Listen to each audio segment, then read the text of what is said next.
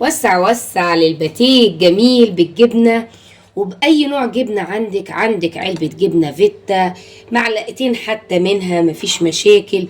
وهتعرفوا سر اللون الجميل بتاع الباتيه اللي احنا عاملينه ده معمول من ايه. وطبعا الجبنة دايبة فيه، انا مش حاشياه ولا اي حاجة من جوه خالص، هو شكله كده اول عن اخر. عشان تعرفوا الطريقة يا حبايبي، اللي لسه ما اشتركوش في القناه يشتركوا في القناه، وطبعا اللايك الجميل منكم اللي بيرفع الفيديو على اليوتيوب. وطبعا المشاهدات عايزه مشاهدات كتير كده، عشان تحقيق الربح يشتغل من تاني، والانذار اللي جاني يترفع. يلا بينا نشوف الفيديو. اللهم صل وسلم وبارك على سيدنا محمد وعلى اله وصحبه وسلم. اهلا بيكم حبايبي، عاملين ايه؟ يا رب تكونوا بخير وصحه وعافيه. النهاردة هنعمل باتيه بالجبنة بطريقة سهلة جدا، بس مش هنحشيه بجبنة، هنعجن بالجبنة. ازاي هنعجن بالجبنة؟ هنشوفه مع بعض كده ايه الفيديو. وطبعا هنشوف طريقة الباتيه بطريقة سهلة وجميلة جدا.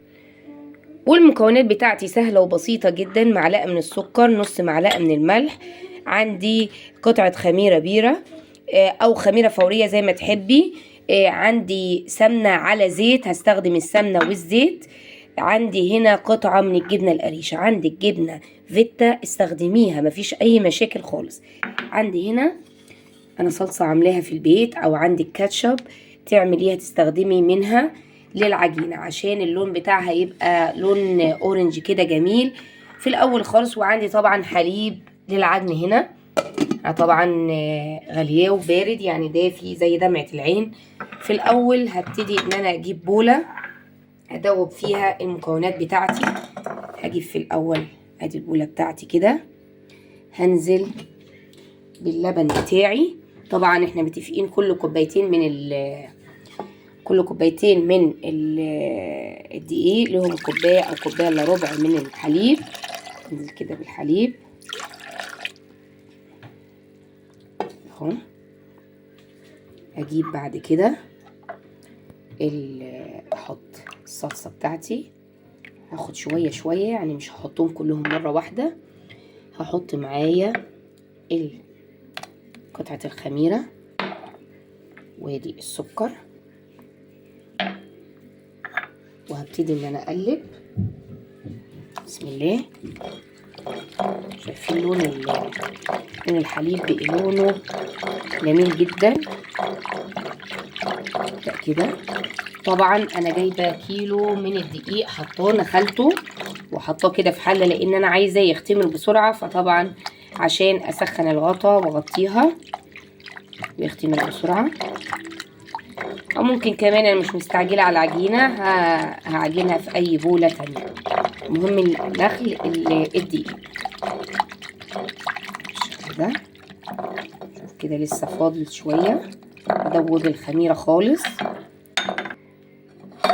ادي حبايبي دابت خالص. هبتدي انزل بقى، انا عايزه الزيت هو اللي ينزل اهو، ينزل معاه قطعه كده من السمنه مفيش مشاكل. هاخد منه كده اقلب، وانزل بايه تاني؟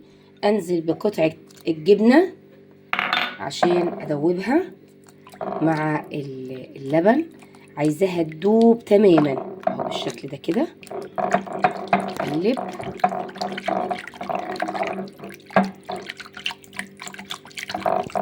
طبعا لغايه ما تدوب خالص. انا مش عايزه اي تكتلات في الجبنه. ممكن تستخدمي جبنه فيتا، اي نوع جبنه، جبنه رومي مفيش مشاكل برضو.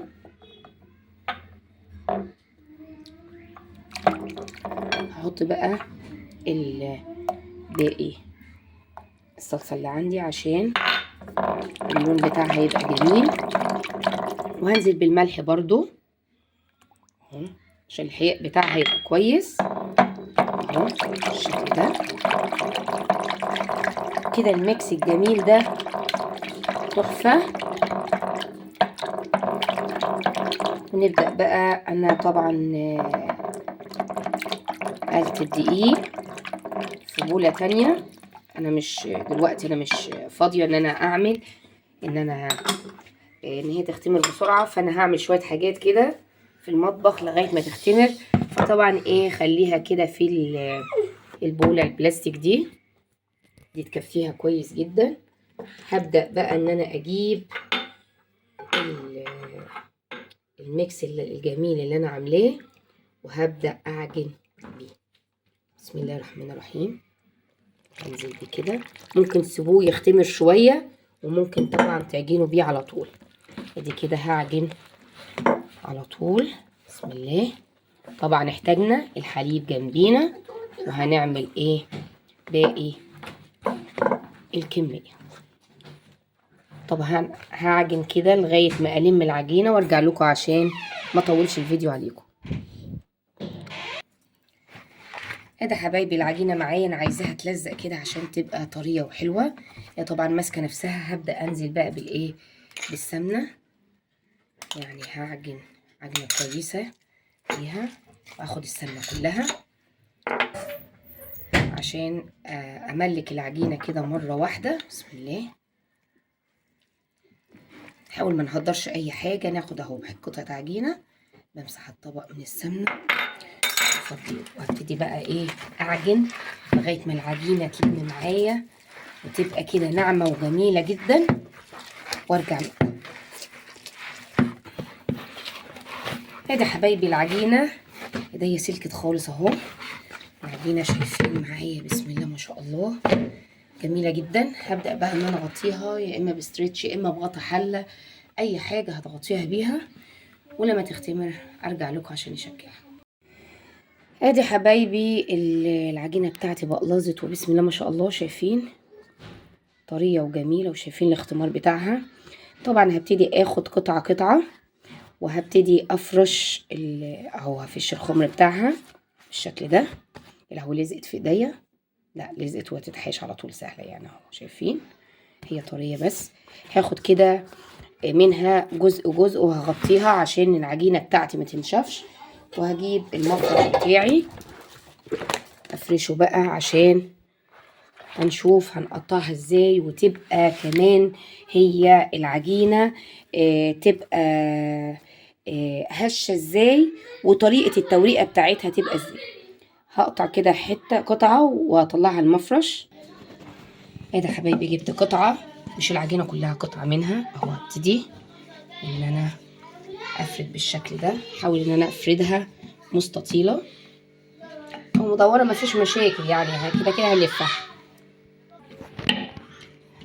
بصوا يا حبايبي كده اهو عملناها فردناها. هعمل ايه بقى؟ اجيب العجينه واعملها رول. فايده الرول ده ايه؟ بيدخل هوا في العجينه، بيخليها بقى ايه هشه وجميله من جوه. يمكن كنتوا لاحظتوا ساعه ما عملت السينابون اهو بالشكل ده. طبعا انا ما حطيتلهاش اي دقيق، هي العجينه منها فيها كده جميله وتحفه اهو. هاجي بقى الطرف ده هقفله بالشكل ده بس يبقى جميل اهو كده تحفه. العجينه بقى وهي كده هعمل ايه؟ هبدا ان انا اضغط عليها كده. ايه ده؟ هو انت عملتيها لفتيها رول عشان تفرديها كده بالشكل ده تاني؟ عشان افردها بالشكل ده، وهنشوف مع بعض الطريقه بتاعتنا هتبقى تحفه ازاي. انا اول مره اجربها الطريقه دي معايا في الباتيه. انا بعمله ملفوف عادي. هبدا كده اهو، خليهم كده الاتنين مع بعض، وابدا بسم الله اخد كده. طبعا اعمل واحده واحده عشان دي، او اخليهم في المستوى كده عشان لما تطول تبقى ايه، تبقى تمام معايا بالشكل ده كده حبايبي. طبعا انا جهزت الصواني بتاعتي، دهنتها كويس عشان ابدا ان انا هتقولي لي بترققيها ليه كده؟ ما انا طبعا هسيبها تختمر، يعني هخلي الباتيهيه مثلا اهي قد كده، اشيل دي على الجنب، او خليها برضو تبقى زي الباتيهيه اهي كده كده. هي طبعا هتختمر وايه طبعا شايفين العجينه بتلم ازاي، عشان هي فردتها كويس. بس طبعا لما تبتدي ان انت تاخدي الباتيهايه، شايفه طولها هي سميكه، بس تعملي ايه، تفرديها بس فرده كده.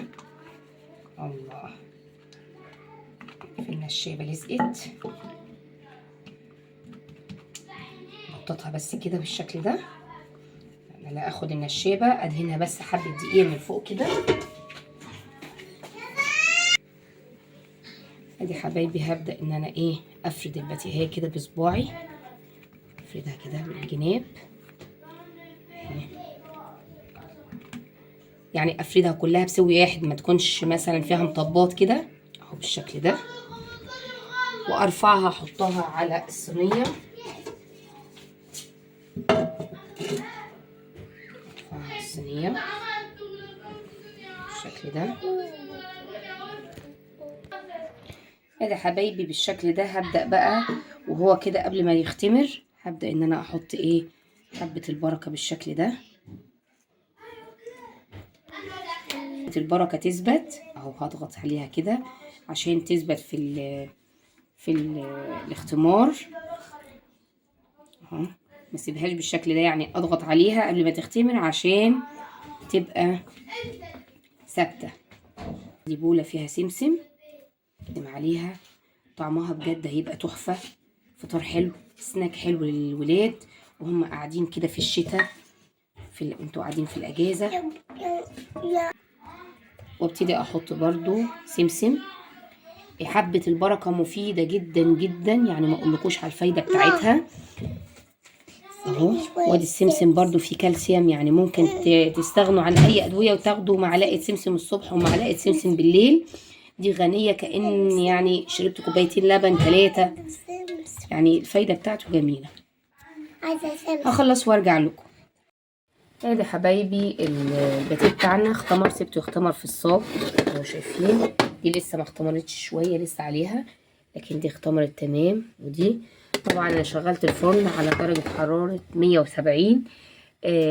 هسيبه طبعا كده لغايه ما البلاطه تسخن، وبعد كده هنزل اللي اختمروا واسويهم وياخدوا وش كده تحت الشوايه، ونشوفهم لما يطلعوا من الفرن هيبقى شكلهم ازاي وعاملين ايه. هذا حبايبي الباتيه بتاعنا طلع من الفرن يعني هش، شايفين يعني تحس ان هو عامل زي القطن، جميل جدا وريحته تحفة وطعمه اجمل واجمل. يعني بطريقة خيالية، بتعملي باي حاجة عندك، اي نوع من الجبن، قريشة، فيتا، جبنة فلاحي، جبنة رومي مبشورة، اي حاجة. شايفين التوريقة بتاعته جميلة جدا.